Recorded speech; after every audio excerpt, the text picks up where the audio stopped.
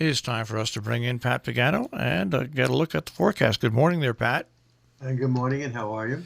Not too bad. A decent morning this morning where the house wasn't too cold. You know, the temperature was right around, when I got up, around 52, 53, but already we're up to 56, but we do have cloudy skies. And no bears. No bears this morning, but then again, tomorrow is garbage morning on the street. My garbage, of course, I take and keep inside, and then right when I go out in the morning on Thursday is when I get rid of my garbage. But it's not out there for the bears. I learned a couple of years ago to stay away from that, and so they don't come by my house for that. But they do. I am a travel through, I think, for the bears. I really do. I think that I'm the quickest point to get to other people's garbage Right. that's south of me. So I'm the travel point, which I don't Lucky mind. you I don't are. mind. I don't mind. Hey, you know what? The bears were here before we were, and And they'll be here long after we're gone. probably unless a big meteor comes where we all go out at the same time. But or another pandemic. yeah, and if you do like I did, like I did the other morning when I saw the big bear and it kept coming, and I got in my car and I realized that I somehow there was a cub on the other side of me, the way in front of me, that I didn't see. So if you stay out of their way and you look at them, they're beautiful animals to watch, and they're not pets. That's the problem people make. They think that because these bears are calmer than grizzlies and stuff like that. No, when they're hungry, they're hungry.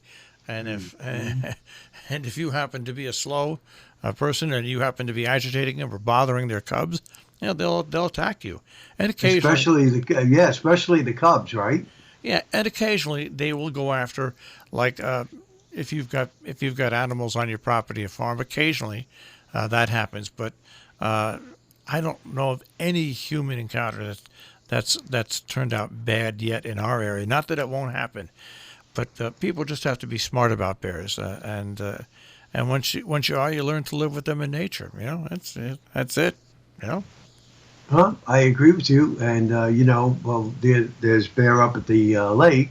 No reports so far this season, but year after year after year, there are sightings, all over the place, dumps and places like that. But thank God, never an incident. So that's a good thing. One of my listeners points out that pretty soon bears are going to be like chipmunks. They're going to be all over the place. Yeah, really. Because we've moved into their territory. We've taken their Right. territory and we've taken it away from them. So, hey. Very true. Very true. Anyway. Well, yes, today's going to be a hazy, warm day, and showers and thunderstorms will fire up this afternoon. Right now, our immediate area is not under the risk of severe weather. The risk of severe weather extends from the lower Hudson Valley southward through New York City and New Jersey and Pennsylvania.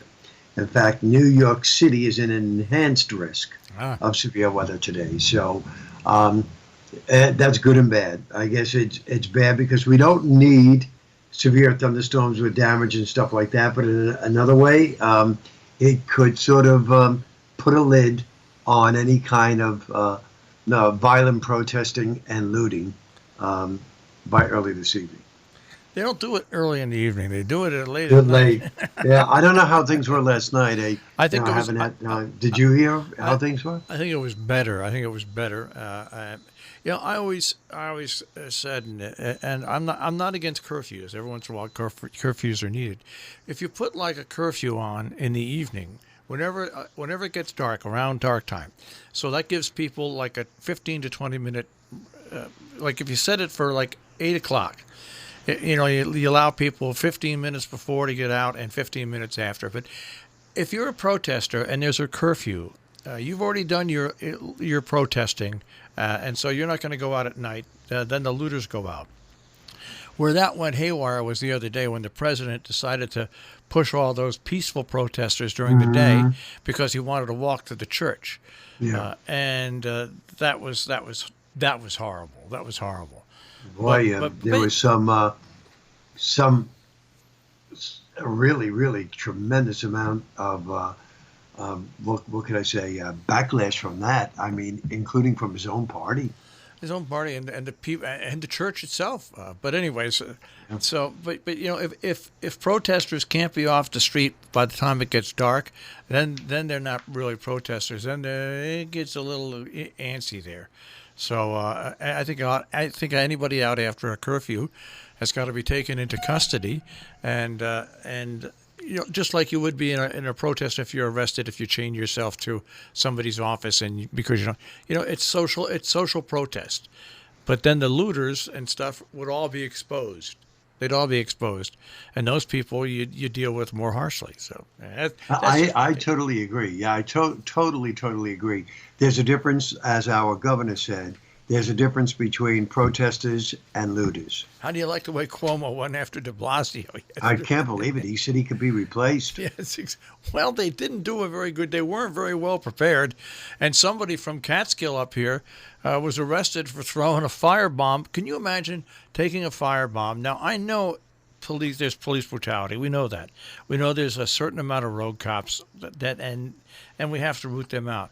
But there were four officers in a van, and this person from Catskill was lighting up a Molotov cocktail to throw at them. Well, she was caught on video, and so they arrested her. And those are serious charges now. She's going to be up for four charges of attempted murder, because when you throw a Well, Molotov cocktail at a car containing four people, there is a chance that they could die very easily. yeah. Well, I'm sorry. You have to attack um, crimes in the same magnitude. Yeah. Yeah. That they are. It's as simple as that. And there's no reason for it. There is just no reason for it because this poor man who died, I'm sure he wouldn't want to be seeing all of this violence. Yeah, one thing you could protest, but you don't protest violence be, with violence. You just don't do it. But anyhow, let's go back to the Yeah, forecast. let's go back Showers and to see. thunderstorms will end early tonight, Yeah. low 60s. Now for tomorrow, I originally said partly cloudy with a shower thunderstorm possible. This is what happens. We have a front right now in the Great Lakes. It's going to flop down to the south of us by tomorrow. It's the front that causes the showers and thunderstorms today and into this evening.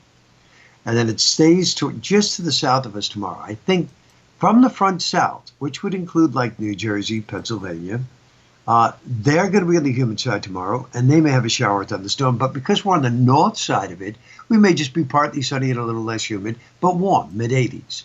Now, Friday, that front begins to work back north. So there's a chance of thunderstorms and mid-80s. Unfortunately, what happens is that front is still very, let's say, it's in its dissipating stages. But another cold front comes down from the Great Lakes, and that produces showers and thunderstorms Saturday. And the highs on Saturday, 75 to 80. And then that front catches the old front. They move out of here, and Sunday is beautiful.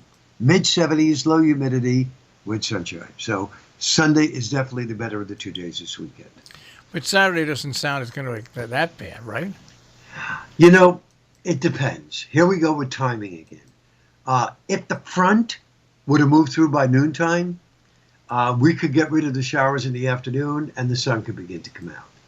If the front doesn't go through until 2 o'clock in the afternoon, the showers don't end until 2 o'clock in the afternoon, and then it doesn't clear up till later in the day. So that's the only thing we have to work on, the timing of that.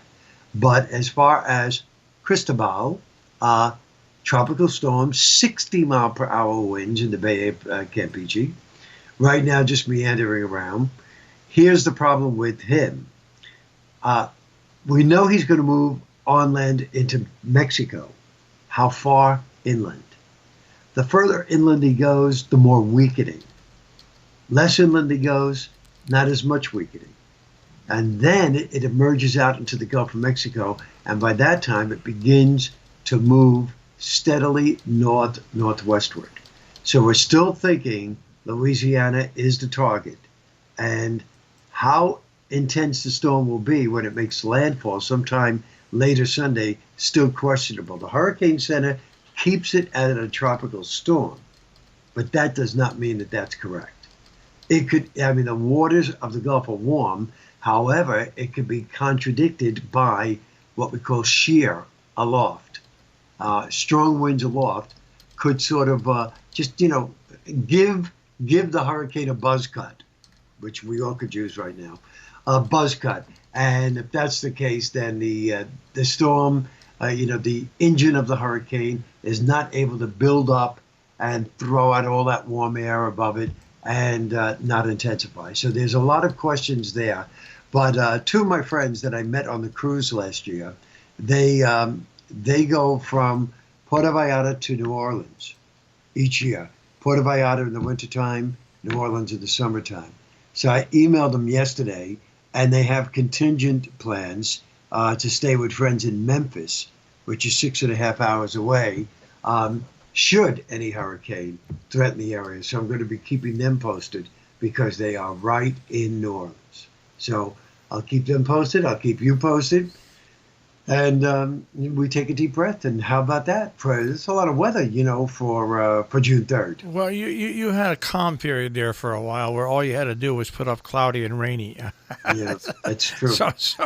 So now you got to pay for that calm period, Pat. You know what That I mean? is very, very true. Yep, that is true. And, that's it. It gives us something to watch. And that's exactly what I'm doing, I'm watching it. There's nothing wrong with watching it. Well, all I can say, Pat, is that the weather is the weather. You can only predict it, and we can only then live with what is actually going to happen. That really is it. You're absolutely correct. Can't do any more than that. I mean, that's No, that's about it. you're absolutely right. I mean, that's it. We could try to predict it, and that's it. And the models did very well on this tropical storm because, as you know, we mentioned this last week that it could be brewing in 7 to 10 days, and sure enough, they did very well on it. And so, I mean, I really don't care how the models do with a day-to-day thunderstorm. Huh. That to me is I mean, I would like it to be accurate, but if it can't, no big deal. But when it comes to any kind of a major storm or outbreak, severe weather outbreak, if the models are able to predict that, I say we are far ahead of our game. That's it. That's all you can do. All right. Well, Pat, I want you to be ahead of the game today, and we'll speak to you mañana. Well, that sounds great. You have a safe day. Well, I'll just go from here home, so I should be pretty safe. Yeah, that's right. That's right. All right, Pat. Take care. Bye, Marshall.